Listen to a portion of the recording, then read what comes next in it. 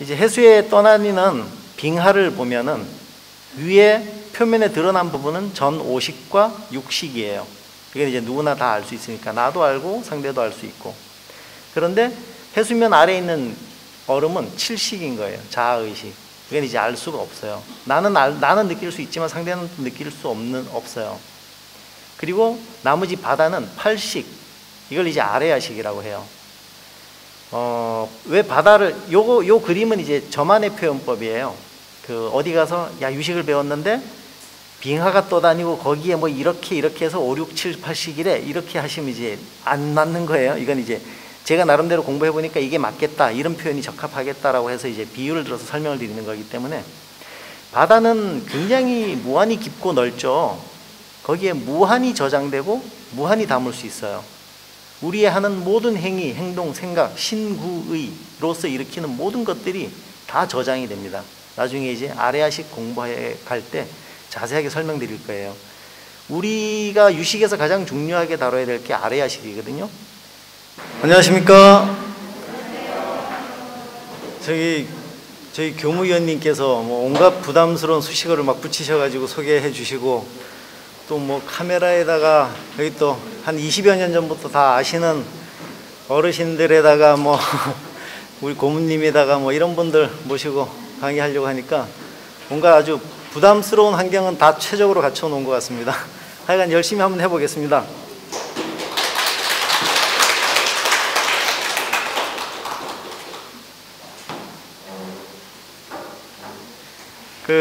많이들 아시는 건데요. 매슬로우 욕구 5단계 이론에서 보면은 우리가 피라미드 가장 밑계층에 있는 게 생리적 욕구잖아요. 생리적 욕구가 해결이 돼야지, 가장 원초적인 욕구가 해결이 돼야지 그 다음에 이제 상위의 욕구가 생기는 거거든요. 근데 원초적인 욕구가 해결되지 않은 상태에서는 상위 욕구로 나아갈 수가 없습니다. 그러니까 예를 들어서 내가 배를 뭐 엄청나게 오랫동안 골았어요. 그러면 위험을 무릅쓰고라도 내가 배를 채우기 위해 가지고 식량을 구하러 가겠죠. 그런 것처럼 안전의 욕구는 무시가 된다는 얘기죠. 뭐 쭉 무슨 얘기를 하려고 했는지는 아마 다 아실 텐데, 그래서 일반적인 경우에 이제 매슬로우 욕구 5단계 이론은 이렇습니다. 그래서 자아실현, 우리가 뭐 자아 성취를 위한 뭐 수행이나 이런 거는 기본적인 욕구가 충족된 다음에야 이제 맨 마지막 층에 이제 생각이 나는 거겠죠. 그런데 이제 성장하신 분들, 그러니까 이제 성인들은 반대입니다. 이게 생리적 욕구는 가장 우리가 삶을 유지하는데 기본적인 바탕만 되면 되는 거고요. 자아실현의 욕구가 가장 큰 거죠. 그러니까 뭐 석가모니 부처님이나 우리 상호론각 대조사님 같은 분들도 그 어려운 시절에 배를 골아가면서도 오로지 성불에 대한 마음을 먼저 내셔가지고 이제 수행 정진을 하신 거죠. 그러니까 왜 이 말씀을 드리려고 하냐면은 오늘 여기 오신 여러 법우님들도 역시 이 범주에 해당되시는 분들이라는 거죠. 대단하신 거죠. 그래서 오신 것 환영하고, 그리고 나 자신의 성숙과 성장을 위해서 이렇게 큰 용기를 내주셨는데, 나를 위해서, 그리고 옆에 함께하는 도반을 위해서 우리 박수 한번 치면서 시작하도록 하겠습니다. 네, 감사합니다. 전 세계 치매 환자 수가 굉장히 지금 급증하고 있대요. 근데 2050년 되면은 현재보다도 무려 3배나 더 급증한다고 합니다. 이 치매를 유발하는 물질이 여기 나와 있는 것처럼 아밀로이드 베타 또는 뭐 베타 아밀로이드라고 하는데, 이 물질이 치매를 유발하는 원인 물질인데, 이거는 60대 초반부터 이제 알츠하이머나 치매가 시작이 되는데요. 진행이 되는데, 이 베타 아밀로이드가 이제 60대 초반부터 축적되는 게 아니고 이미 40대 초반부터 축적이 되기 시작한다고 합니다. 그래서 나이가 들면 누구나가 예외 없이 다 축적이 되는 거고요.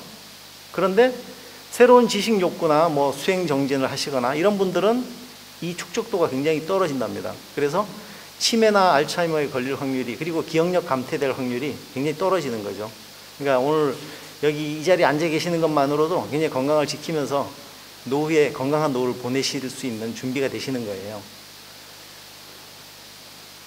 제 소개를 간단하게 해드리자면, 저는 지금 동국대에서 은용선학으로 박사과정 공부를 하고 있고요.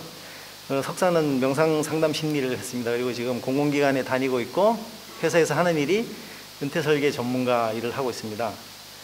아까 우리 경우위원님께서 뭐 대단히 거창하게 막 소개를 해주셨는데 저도 아직 공부하고 있는 과정이기 때문에 제가 뭐 여기 계신 법우님들 어르신들보다 더 많이 안다고 할 수 없습니다. 그래서 그냥 같이 공부해 가는 그렇게 과정으로 올 1년을 함께 즐겁게 하는 여정으로 삼도록 하겠습니다. 불교는 무슨 종교라고 하죠, 보통?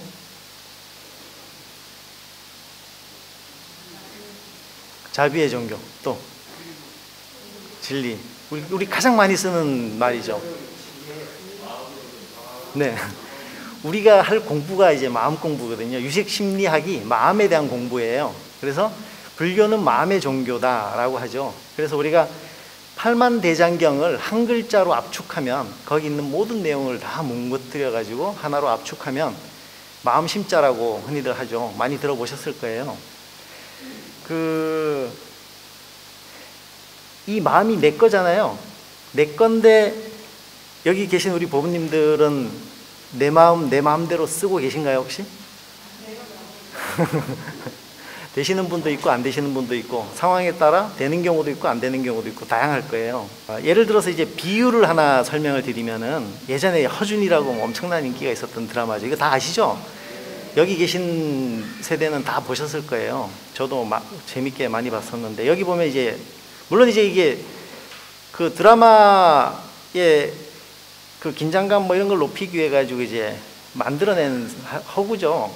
그 유이태가 이제 죽기 직전에 허준에게 내가 죽으면 내 몸을 이제 해부해가지고 내 신체가 어떻게 생겼는지 오장육부 장기를 다 들여다봐라 라고 이제 유언을 남기시죠. 그래서 이제 허준이 이렇게 이제 해부를 해서 장기를 다 확인해 봅니다. 그러고 나서 허준의 의술이 엄청나게 비약적인 발전을 하죠. 그러니까 예를 들어서 뭐 침을 찌르는 각도라든가 침의 깊이라든가 뭐 이런 것도 이제 정확하게 알게 되고 오장육부 장기가 어떻게 생겼는지 명확하게 이제 자기가 다 봤기 때문에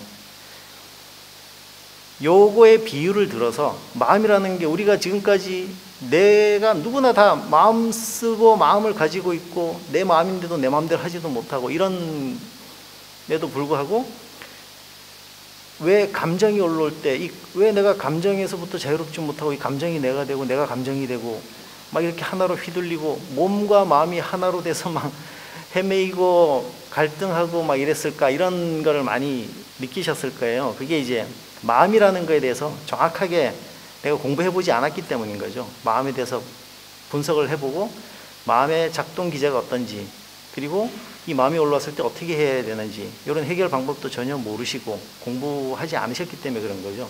그래서 유식심리학이 그러한 과목인 거예요, 쉽게 말해서. 그래서 올해 1년 동안은 이 유식심리학 전반에 대해서 다룰 건데 오늘은 아무것도 뭐 필기하고 안 하셔도 돼요. 그냥 편하게 들으시면 돼요. 유식심리학이 뭔지 전체적인 개요에 대해서 그냥 다룰 거거든요. 그러니까 한 4, 50분 정도의 시간을 통해서 들어보시면 아 이런 게 유식심리학이구나 라는 걸 이제 개념을 잡으실 거예요. 혹시 유식심리학, 유식에 대해서 공부하시거나 조금이라도 아시는 분 계실까요? 그럼 다 처음이신가요 혹시?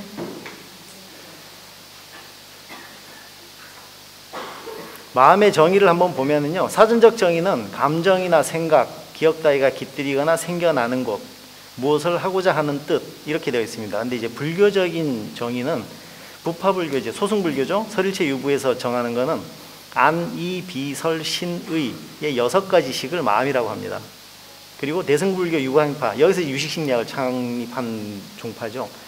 여기에서 육식에 앞에 그 설일체에서 얘기하는 육식에다가 7식과 8식을 더한 총 8개의 식을 마음이라고 합니다.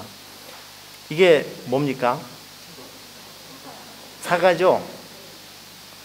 그러면은 이게 사가라는 걸 우리가 어떻게 알았을까요? 눈으로 보고 아셨다고요? 네, 맞습니다. 그러면 이거는 뭐겠습니까?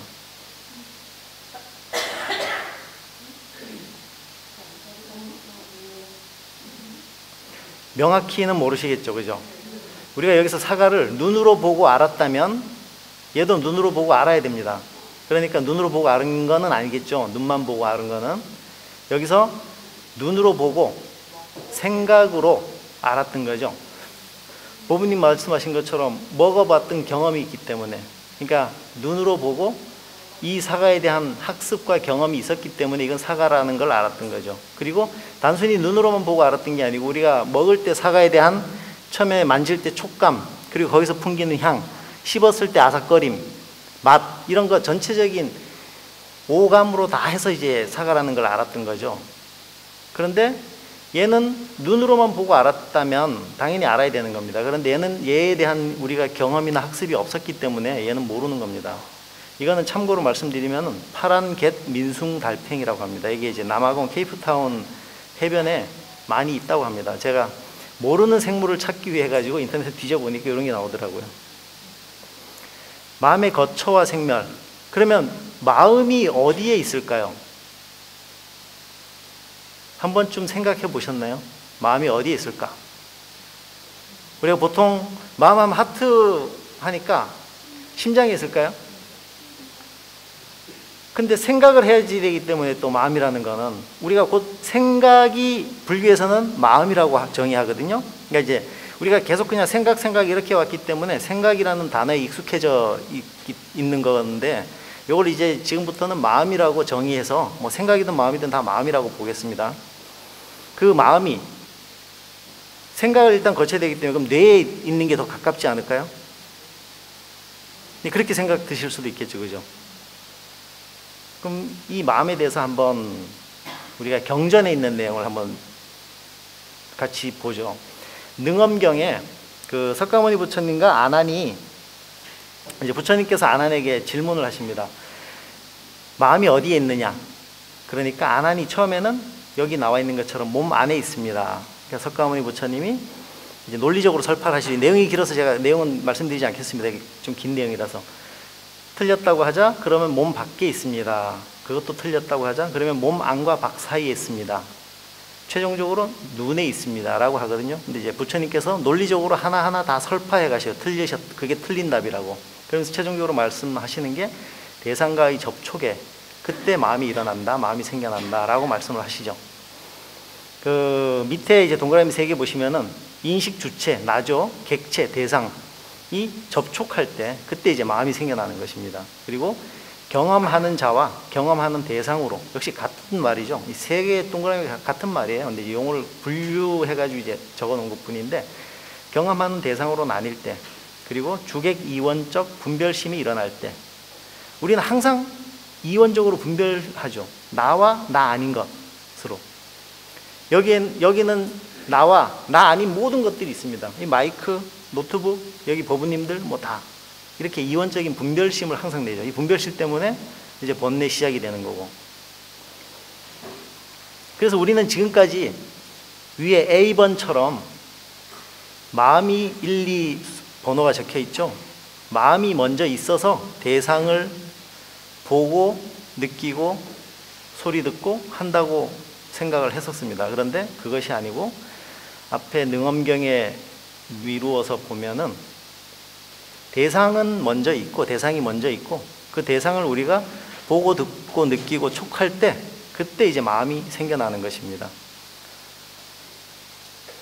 그리고 눈으로 색을 접촉하면 이 색이라는 거는 이제 불교에서는 다양한 의미가 있는데 여기에서 색은 물질이라고 이제 생각하시면 돼요.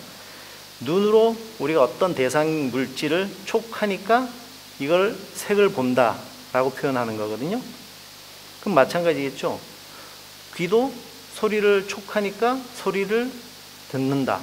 거기까지인 거예요. 더 이상 이제 더 나아가는 게 아니고.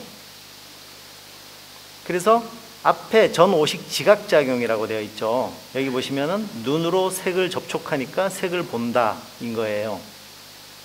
그런데 여기에 우리의 생각, 의식, 육식이 더해지면서 여기까지 아니비설 신을 전오식이라 하고 식, 요거를 육식이라고 합니다. 그래서 여기에 의식, 나의 생각이 더해지니까 이제 이 오식까지는 이렇게 오식까지는 우리가 그 사물의 본질, 대상, 본체, 본성 그대로를 인지합니다. 그런데 여기에 생각이 더해지면서 이 사과는 변질되고 오염되기 시작하는 거죠. 왜냐하면 나의 경험에 의해서 내가 사랑하는 여인이 사과를 닮았어. 그럼 내가 이 사과를 보면은 되게 뭐 예쁜 긍정적이고 뭐 아름다운 사과로 보여지겠죠. 그런데 내가 뭐 예를 들어서 사과를 먹다가 엄마한테 돼지게 맞았어. 그러면은 사과를 볼 때마다 그 기억이 떠올라서 사과는 조금 안 좋은 부정적인 사과로 보여지겠죠. 이제 그런 것처럼 나의 식이 개입되면서 이제 오염되고 변질되기 시작한다라는 거예요.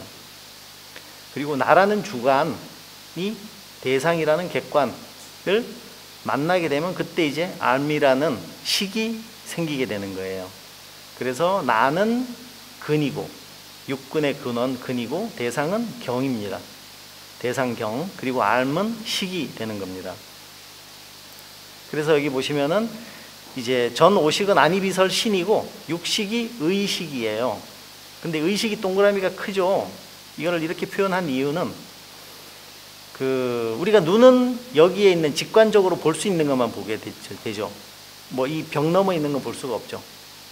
근데 의식은 어떻습니까? 예를 들어서 제가 여기서 물병을 보면 이 물병뿐만 아니고 마트에 있는 물병, 외국에 있는 물병, 뭐 남극에 있는 물도 다 내가 머릿속으로 다 생각할 수가 있죠. 그래서 의식이 범위가 굉장히 넓다. 근데 상식적으로는 다 아시는 것들이에요. 근데 이제 이게 그 불교에서 유식심리학에서 이렇게 이제 논리적으로 설파해 가는 과정인 거죠. 그래서 육근은 안, 이, 비, 설, 신, 의 가지고 각각 눈, 귀, 코, 혀, 몸, 마음이고 육경은 색성향, 미촉법 뭐 오래 다니셨으니까 다 잘 아실 거예요. 그래서 육근과 육경이 만나는 거를 식이라고 하죠. 아까 근과 경이 만나면 식이 생긴다 그랬죠. 식이라는 건 이제 경험이 되는 거예요. 그래서 육식, 안식, 이식, 비식 이렇게 해서 의식까지가 육식이 생기게 되는 거고 앞에 안이비설 신은 지각기관이죠. 그냥 감각적으로 느끼는 거. 그리고 의는 생각, 마음이 더해지기 때문에 이제 인지작용이 일어나는 거고요. 그래서 전오식과 육식으로 또 나뉘게 되는 겁니다. 이거 한번 다 같이 읽어보실까요? 여기서 어떤 마음이 올라오세요 혹시? 긍정의 마음이 올라오시거나 부정의 마음이 올라오시겠죠. 한번 나눠볼까요? 긍정의 마음이 올라온다. 손. 부정의 마음이 올라온다. 나머지는 뭐 어떤 겁니까? 불교에서 도덕적 가치관을 선과 불선, 무기 세 가지로 나뉩니다. 우리가 보통 선악이라고 하죠. 악이라고 하지 않습니다. 불교에서는 불선입니다. 선은 현세와 내세의 이익을 가져다 주는 마음이나 행위를 얘기하는 거고 불선은 마찬가지로 현세와 내세에서 손해를 가져다 주는 마음과 행위를 얘기합니다. 무기는 중성의 성질이에요. 그래서 선, 불선으로 판단할 수 없는 것 그리고 현세와 내세에서 이익도 손해도 가져다 주지 않는 마음과 행위를 얘기합니다. 이거는 안 적으셔도 돼요. 그리고 사진 찍으실 분들은 얼마든지 찍으셔도 되고요. 이거 나중에 엄청 많이 나옵니다. 그러니까 오늘은 그냥 편안하게 들으시면 돼요. 나중에 수십 번 들으실 거예요. 식사는 하셨어요? 여기서는 선, 불선, 무기 중에 어떻습니까? 선. 혹시 불선의 마음이 올라오시는 분 여기에서? 선이거나 무기겠죠. 근데 일반적으로 제가 느끼기에는 식사는 하셨어요? 이건 이제 무기인 것 같아요. 그런데 이제 상대에 대한 배려 차원에서 이제 말씀을 하고 그 상대도 그 배려로 받아들인다면 선이 되겠죠. 그런데 식사는 하셨어에도 불선의 마음이 올라오는 분이 있어요. 그러니까 예를 들면 이제 실제 사례인데 저희 사무실에 점심 조금 지나서 어떤 분이 오셨는데 여직원이 선생님 식사는 하셨어요? 이러니까 성질을 버럭 내면서 내가 밥도 못 먹고 다니는 사람인 줄 아냐고 막 화를 내고 막 난리가 난 거예요. 그래서 이제 위에 부장이 나가가지고 이제 막 진정시키고 그랬거든요. 이제 왜 이 말씀을 드리냐면 이 마음은 어디서 올라오는 걸까요? 자아의식에서 올라오는 거죠. 그죠? 자격지심. 이 자격지심 자아의식을 일으키게 하는 마음, 그 식은 이제 칠식인 거예요. 우리가 육식까지는 우리가 이제 다 알 수 있어요. 통제가 되고, 근데 70부터는 통제가 안 돼요. 무의식이라고 이제 들어가는 거죠. 그래서 이제 요거는 왜 이렇게 해놨냐면은, 우리 여기 보살님들이 많이 계시니까 나보다 잘난 사람 앞에 가면 내가 괜히 위축되고 주눅들고, 나보다 못난 사람 앞에 가면 내가 괜히 우쭐대고 으쓱대는 마음이 올라오고, 이런 것들이 다 자아의식에서 올라오는 것들이거든요. 그게 이제 칠식인 거예요. 이제 해수에 떠다니는 빙하를 보면은 위에 표면에 드러난 부분은 전 5식과 6식이에요. 이게 이제 누구나 다 알 수 있으니까, 나도 알고 상대도 알 수 있고. 그런데 해수면 아래에 있는 얼음은 7식인 거예요. 자아의식. 이건 이제 알 수가 없어요. 나는 느낄 수 있지만 상대는 느낄 수 없어요. 그리고 나머지 바다는 8식. 이걸 이제 아레아식이라고 해요. 왜 바다를, 요 그림은 이제 저만의 표현법이에요. 어디 가서, 야, 유식을 배웠는데, 빙하가 떠다니고 거기에 뭐 이렇게 해서 5, 6, 7, 8식이래. 이렇게 하시면 이제 안 맞는 거예요. 이건 이제 제가 나름대로 공부해 보니까 이게 맞겠다, 이런 표현이 적합하겠다라고 해서 이제 비유를 들어서 설명을 드리는 거기 때문에, 바다는 굉장히 무한히 깊고 넓죠. 거기에 무한히 저장되고 무한히 담을 수 있어요. 우리의 하는 모든 행위, 행동, 생각, 신구의로서 일으키는 모든 것들이 다 저장이 됩니다. 나중에 이제 아레아식 공부해 갈 때 자세하게 설명드릴 거예요. 우리가 유식에서 가장 중요하게 다뤄야 될 게 아레아식이거든요. 5식과 6식은 이제 표면에 드러났기 때문에 표층의식이라고 하고, 나도 알고 타인도 알아요. 내가 어떤 행동을 할 때 타인이 쟤 또 왜 저래 뭐 이러면서 다 알게 되는 거죠. 그런데 자아의식 같은 경우 7식은 나는 알 수도 있고 모를 수도 있어요. 그런데 타인은 몰라요. 내가 왜 그러는지 모르잖아요. 그죠? 아까 장애인 같은 경우는 그냥 외향이 확 드러난 부분이기 때문에 그렇지만, 나중에 이제 7식 설명할 때 제가 다른 예시를 또 들을 거예요. 그때 보면 타인이 진짜 모르겠구나, 이걸 이제 느끼실 거예요. 8식은 나도 모르고 타인도 몰라요. 아주 심층 무의식이기 때문에. 추리반이 자업자득, 선인낙과 악인곡과. 추리반이는 나한테서 나간 것은 반드시 나한테 돌아온다 라는 뜻이고요. 자업자득은 너무 잘 아실 테고, 보통 우리가 흔히들 불자들은 선인선과 악인악과 이렇게 알고 계시잖아요. 근데 이제 그건 틀린 표현법이에요. 선이라는 건 원인이기 때문에 선한 원인을 지었으면 선한 원인의 결과를 받는다, 이렇게 말이 되는 거잖아요. 그렇기 때문에 틀린 겁니다. 그래서 우린 지금부터 이제 하나씩 최소한 춘천 금불대를 나오셨기 때문에 선인 낙과 악인 곡과, 선한 원인을 지었으면 즐거운 결과를 받고 좋은 결과를 받고, 악한 원인을 지었으면 괴로운 결과를 받는다, 이렇게 이제 알고 계셔야 되는 거예요. 카르마, 업이죠. 이 사람이 도미노를 이렇게 밀어뜨렸어요. 근데 이 도미노가 스펀지가 아니고 대리석이에요. 이 사람은 어떻게 될까요? 네. 이게 업입니다. 이게 카르마. 왜 이걸 보여드렸냐면, 우리가 인과법이라고 하죠. 인과법은 불교만의 법일까요? 아니면 일반적인 우주 자연의 질서일까요?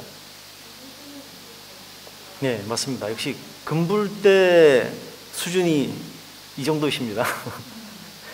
인과법은 우주 만물의 도덕적 질서를 유지하는 자연 법칙인 거죠. 근데 석가모니 부처님이 수행을 통해서 깨달음을 얻으시니까 이러한 법이 있더라, 그래서 너희들도 이렇게 행복하게 살아가려면 이걸 잘 지켜야 된다라는 가르침을 주신 것뿐이죠.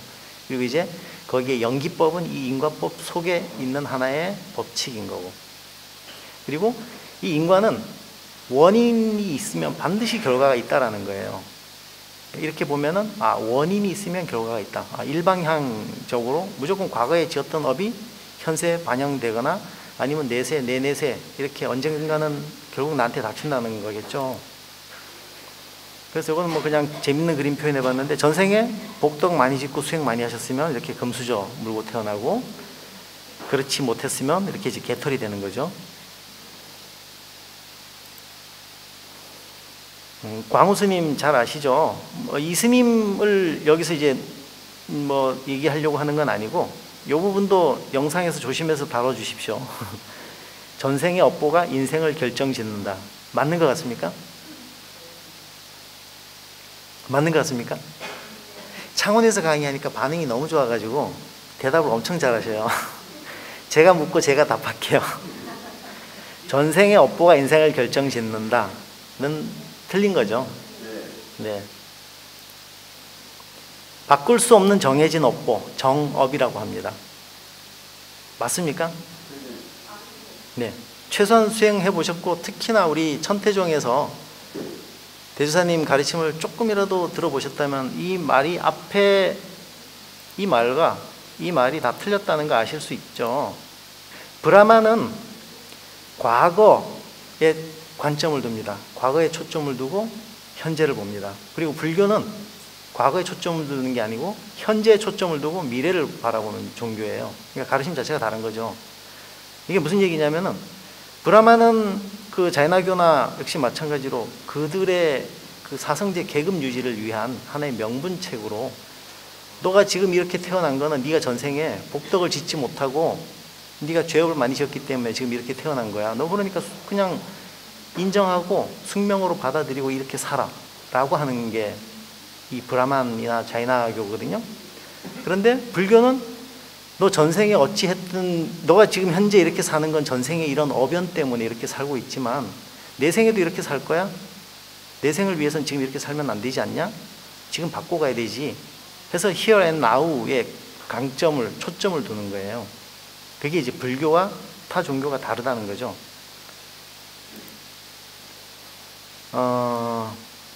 잡아함경에 나오는 얘기인데요.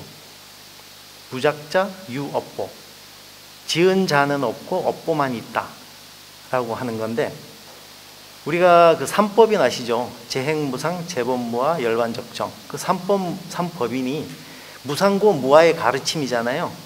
석가모니 부처님께서 해탈을 하려면 무상고 무아임을 여실하게 알아야 된다 라고 하는 거고, 그러니까 거기서 강조하는 게, 우리는 항상 무아잖아요.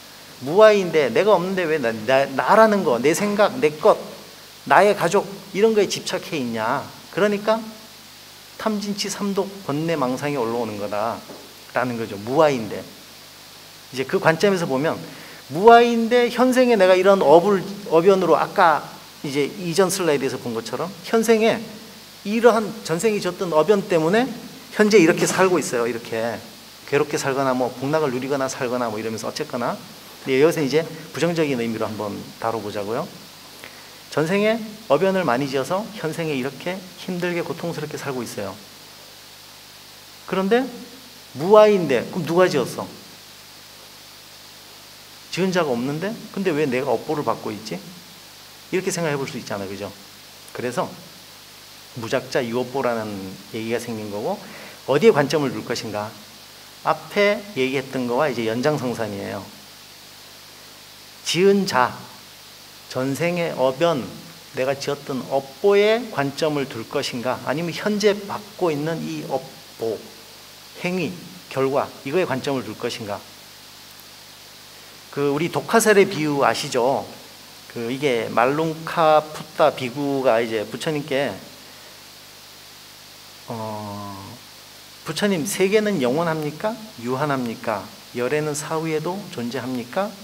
자아와 육체는 같습니까? 다릅니까? 이 질문을 할 때 부처님께서 독화살의 비유를 말씀하세요. 어떤 사람이 독화살을 맞았어. 그런데 그 화살을 맞은 사람이 이 독화살을 누가 쐈으며, 뭐 브라만이 쐈는지 크사트리아가 쐈는지, 남자가 쐈는지 여자가 쐈는지, 이 독에 묻은 독 성분은 뭔지, 어느 쪽에서 쐈는지, 난 이것을 알기 전까지는 절대 독화살을 뽑지 않을 것이다. 다들 알고 계시죠? 근데 우리가 1번 지은 자, 지은 자가 뭐예요? 독화살을 누가 쏘았는가죠? 그리고 2번 업보, 업보는 뭐예요? 현재 지금 독이 퍼지고 있는 행위 결과죠. 어디에 관점을 둘 것인가요? 내가 주체, 전생에 지었던 어변, 거기에 관점을 두고 계속 그거에만 대한 앞에, 그러니까 과거의 관점과 초점을 두고 인생을 살 것인가, 아니면 현재 독이 퍼지고 있기 때문에 독화살을 얼른 뽑아가지고 독을 치료하고 내가 몸을 빨리 기력을 회복하기 위해서 보약도 먹고 약도 챙겨 먹어가면서 새로운 삶을 시작할 것인가, 이건 거죠. 그래서 우리가 지은 잘하는 과거의 관점을 두면 계속 우리는 유전 연기하는 고통의 삶의 연속일 수밖에 없는 겁니다. 그런데 현재 업보의 관점을 두면 정견이 되는 거죠. 정견으로서 바르게 보고, 우리 팔정도에서 정견이 제일 먼저 나오는 이유가 정확하게 보라는 거죠. 그 다음이 정사유잖아요. 정견과 정사유가 팔정도에서 가장 중요한 거죠. 뭐 다 중요하지만은. 그래서 창조, 저는 창조라는 말을 되게 좋아하거든요. 제가 유식을 공부하고 나서 이 창조라는 게 굉장히 중요한 거구나를 느꼈거든요. 왜냐하면 지금까지 내 아래아식에는 엄청나게 내가 해왔던 습이 그대로 다 저장이 되어 있어요. 이게 연기적 작용에 의해서 계속 올라오는 거거든요. 그 상황만 되면, 조건이 맞춰지면 계속 올라오는 거예요. 그런데 내가 여기에서 만약에 부정적인 생각과 부정적인 행동을 많이 했어. 그 씨앗이 쫙 뿌려져 있다가 시시때때로 그게 성장해가지고 올라오겠죠. 그런데 이 순간 바로 마음을 고쳐먹는 거예요. 그러면 새로운 씨앗이 뿌려지겠죠. 그게 이제 창조가 시작되는 거예요. 창조는 새로운 것을 만들어내는 거잖아요. 그래서 미루어서 보면은 전생의 업이 현생의 결과에 영향을 반드시 미치지만 현생의 결과가 또 다른 새로운 원인을 만들어냅니다. 그래서 원인과 결과는 일방향이 아닌 쌍방향, 양방향이 되는 거예요. 나중에 이제 아레아식 깊이 공부할 때 이런 내용을 다 다루게 될 거예요. 우리가 어떤 생각을 하거나 행동을 할 때 반드시 아레아식의 심층에 감추어진 이 아레아식에서부터 아레아식이 칠식의 활동에 직접적으로 개입해서 영향을 미치고, 칠식은 또 육식의 활동에 직접적인 개입을 해가지고 영향을 미칩니다. 그래서 우리가 이 밑에서부터 항상 이렇게 올라오게 되는 거예요. 모든 생각, 신구의로서 일으키는 모든 생각과 행동들이.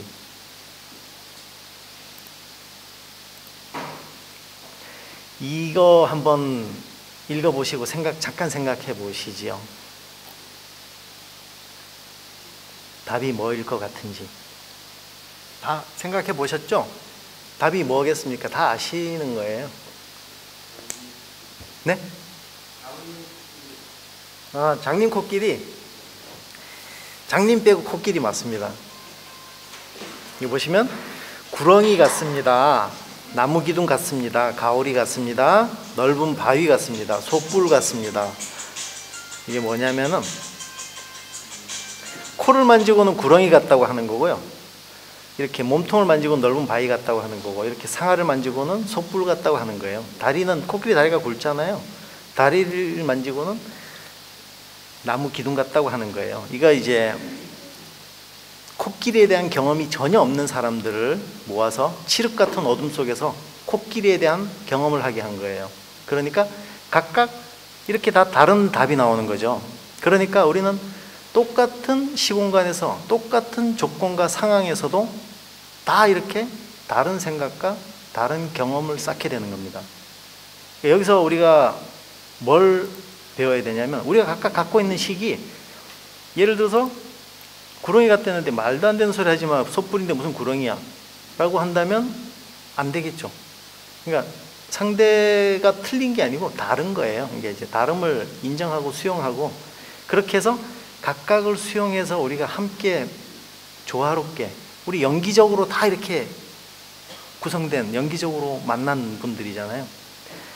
각각을 인정하고 수용하면서 함께 나아갈 때 이 조각조각들이 모여지면 결국 코끼리라는 정답이 나오겠죠.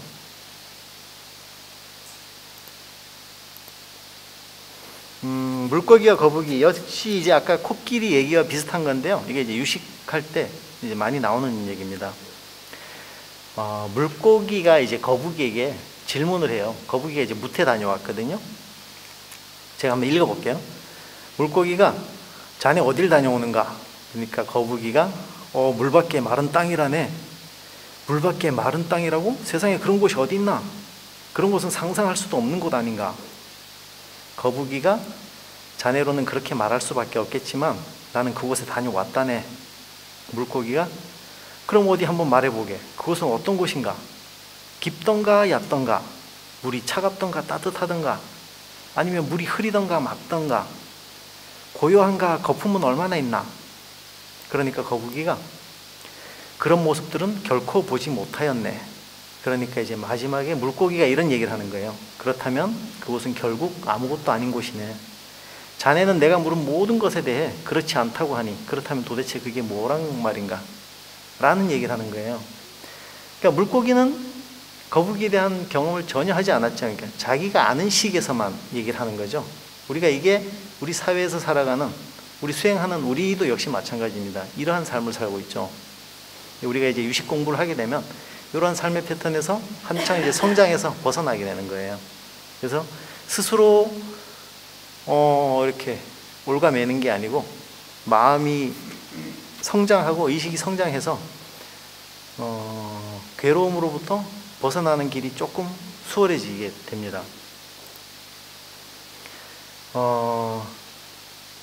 이건 이제 저희 지도 교수님이 쓰시는 표현인데 제가 한번 따와 봤습니다. 내용이 좋아가지고. 여기 이제 동그라미가 식이에요. 아는 범위예요. A는 이만하고 B는 요만해요.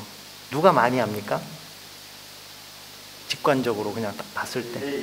예, A가 많이 알죠. 그러면 누가 많이 모릅니까?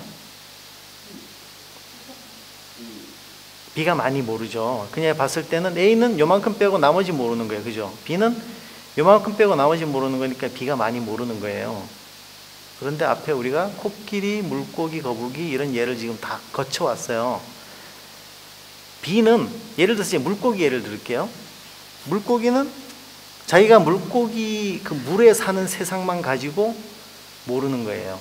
그 이외의 세계는 전혀 알 수가 없어요. 경험해보지 않았기 때문에. 그런데 거북이는 어때요? 물의 세상에 대해서도 자기가 가보지 않는 물지역은 몰라. 뭇에서도 자기가 가보지 않는 뭇지역은 몰라. 그러니까 B가 더 많이 모르는 거죠. 그죠? 요거 혹시 이해가 되셨습니까? 그러니까 제 예를 들어보면은 제가 이제 공부를 처음 시작할 때 시작하고 이제 어느 정도 막 공부가 깊이가 깊어지니까 뭐 너무 재미있고 주변에 막 얘기해주고 싶고 막 이런 거예요. 그때 저가 B예요. 그런데 공부를 점점점 더 깊게 해보니까 와, 그때 안다고 떠벌렸다가는 완전 개망신 나갈 뻔했구나. 지금 보니까 내가 모르는 게 너무 많은 거예요. 그래서 솔직히 지금 이런 강의하는 것도 굉장히 조심스럽습니다. 그래서 우리가 아는 것에 관점을 두면은 자기 성장, 발전에 굉장히 큰 장애가 되는 거예요. 근데 모르는 것에 관점을 두면 자기 성장하는데 굉장히 큰 양분이 되는 거죠.